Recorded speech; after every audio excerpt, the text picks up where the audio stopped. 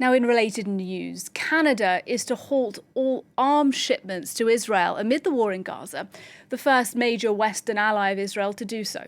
The Israeli government has strongly condemned that decision, its Foreign Minister Israel Katz saying it undermines the country's right to defend itself.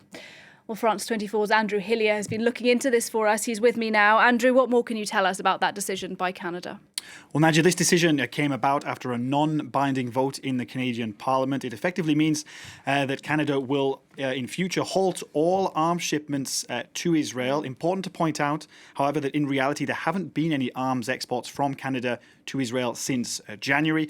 And even since October, Canada has only been exporting non-lethal shipments to Israel. That's communications equipments like radios, for example. Now, from the Canadian perspective, this is a significant move. That's because Israel has historically been one of the top recipients of Canadian weapons. In 2021, Canada exported around 17.5 million euros worth of weapons to Israel. In 2022, that figure went down to around 14 million euros. And I think this is part of a trend that we've been seeing in Canada recently.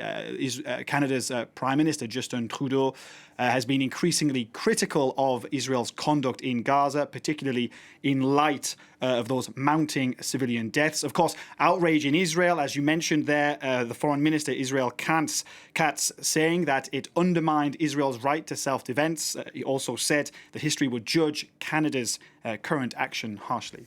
Do you think then this decision is going to have a big impact?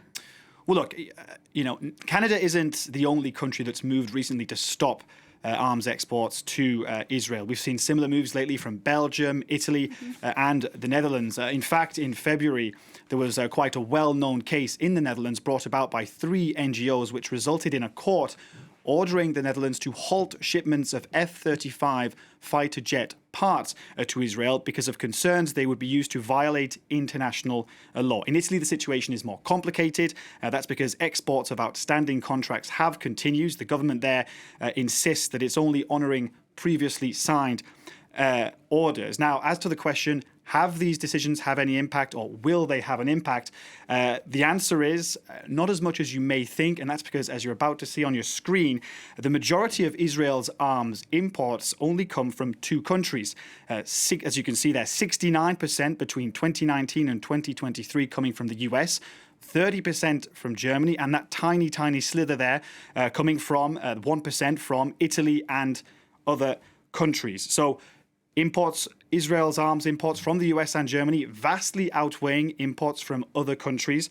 Little sign of those 2 countries slowing down weapons shipments to Israel. In fact, Germany has even increased the amount of weapons it exports to Israel since October. Andrew Hilliar, thank you.